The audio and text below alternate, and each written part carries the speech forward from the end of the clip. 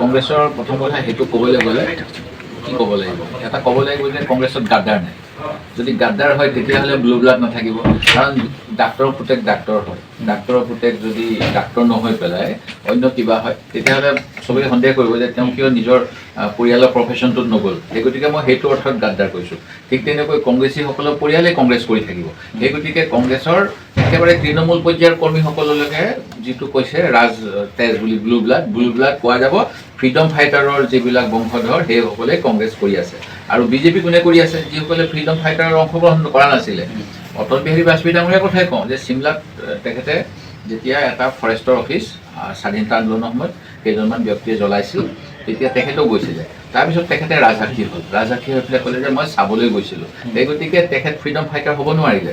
যদি তেখেতে নিজৰ পুলিচৰ শাস্তিৰ ভয়ত যদি তেখেতে ক'লে হয় ময়ো জ্বলাইছিলোঁ, তেতিয়াহ'লে নিশ্চয় তেখেতেও ব্লু ব্লাডেড কংগ্ৰেছ হ'ল হয়। সেই গতিকে এই কথাটো অকল কোনোবা দুজনমান নেতাক টাৰ্গেট কৰিলে ভুল হ'ব। কংগ্ৰেছৰ প্ৰতিজনেই ব্লু ব্লাডেড হয় বুলি মই অতি সাহসেৰে দাম্ভিকভাৱে ক'ব বিচাৰোঁ যে আমাৰ দলত যিসকল আছে ফ্ৰীডম ফাইটাৰৰ সতি সন্ততিসকল আছে, আৰু কোনোবা যদি ওলায়ো গৈছে আমি তেওঁলোকক আকৌ আমাৰ দললৈ আনিবলৈ যত্ন কৰি আছোঁ। কাৰণ পণ্ডিত জৱাহৰলাল নেহৰু, তেওঁৰ দেউতাক মতিলাল নেহৰুৱে নিজৰ কংগ্ৰেছৰ অফিচ কৰিবলৈ স্বাধীনতা সংগ্ৰামলৈকে আনন্দ ভৱন নামৰ এলাহাবাদৰ ঘৰটো দি দিছিলে। এতিয়া সেই পৰিয়ালটোৰ যিগৰাকী প্ৰধানমন্ত্ৰী শেহতীয়া ধৰক ইন্দিৰা গান্ধী নামত আমাক কংগ্ৰেছৰ ভৱনটো দিছে। সেই গতিকে তেওঁলোকে নিজৰ সম্পত্তি দেশক দিছিল স্বাধীনতা আন্দোলনৰ কাৰণে, আৰু এতিয়া কংগ্ৰেছে তেওঁলোকক সন্মান জনাইছে আমাৰ AIC হেডকোৱাৰ্টাৰটোত দি। সেই গতিকে তেনেকুৱা ধৰণৰ কথাটো কৈ পেলাই কংগ্ৰেছক অপমান কৰাটো উচিত নহয়। আমাৰ মানে মহাপুৰুষৰ আদৰ্শত চলা মানুহ, কুকুৰ শৃংগাল গদৰ ভৰু আত্মা ৰাম, জানিও সবাকে কৰিব প্ৰণাম।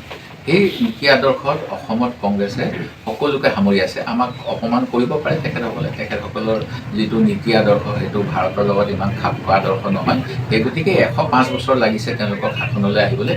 100 বছৰ 1925 চনত RSSৰ জন্ম হৈছিল, আৰু কিমান বছৰ তেওঁলোকে ধৈৰ্য ধৰিব লগা হৈছে চাওকচোন।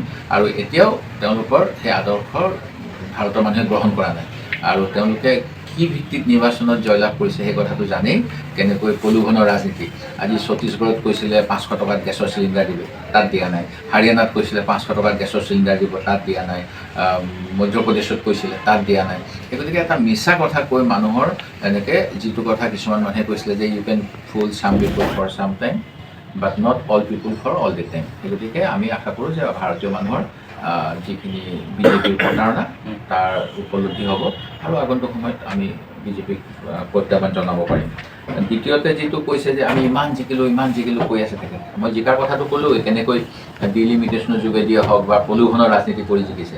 কিন্তু শেহতীয়াভাৱে আমিতো ইলেকশ্যন কমিশ্যনৰ যদি তথ্যখিনি চাওঁ, ইলেকশ্যন কমিশ্যনৰ 2024 চনৰ লোকসভা নিৰ্বাচনত কংগ্ৰেছৰো ভোট বাঢ়িছে বুলি কৈছে, AGPৰো বাঢ়িছে, আৰু AGP আৰু বিজেপিতকৈ কংগ্ৰেছৰ বেছি হাৰ বাঢ়িছে বুলি ইলেকশ্যন কমিশ্যনৰ চৰকাৰী নথিত আছে। সেই গতিকে মুখ্যমন্ত্ৰীয়ে কথাবিলাক কওঁতে তেখেতে নিজৰ যিসকল হতাশাগ্ৰস্ত বিজেপি নেতাসকলৰ আগত এনেকুৱা বক্তৃতা দিব পাৰে, কিন্তু তেখেতে তথ্যৰ ভিত্তিত কওক। মই ক'ব বিচাৰিছোঁ যে 2019 চনত লোকসভা নিৰ্বাচনৰ সময়ত বিজেপিয়ে পাইছিলে অসমত 36.41, আৰু এইটো 24 চনত 37.43% বৃদ্ধি হ'ল ইলেকশ্যন কমিশ্যন অফ ইণ্ডিয়াৰ তথ্য অনুসৰি। আৰু আমাৰ কথা কৈছিলে আমি 2019 চনত 35.79% পাইছিলোঁ, আৰু আমাৰ ভোট বৃদ্ধি হৈছে 37.48, অৰ্থাৎ 1.69%, আমাৰ বেছি। আৰু অসম গণ পৰিষদেও এখন আসন পাইছে, কিন্তু মই ক'বলৈ বেয়া পাওঁ, তথাপিতো অসম গণ পৰিষদৰ তেওঁলোকৰ 8.31% পাইছিলে 2019 চনত, আৰু এইবাৰ পাইছে 6.46%, অৰ্থাৎ তেওঁলোকৰ কমিছে যদিও। সেই গতিকে মানে ৰাইজৰ আস্থা কাৰ প্ৰতি আছে, যেনেকুৱা ধৰণৰ যি কথা কৈ নাথাকক, তথ্যই কিন্তু সেইটো কথা নকয়।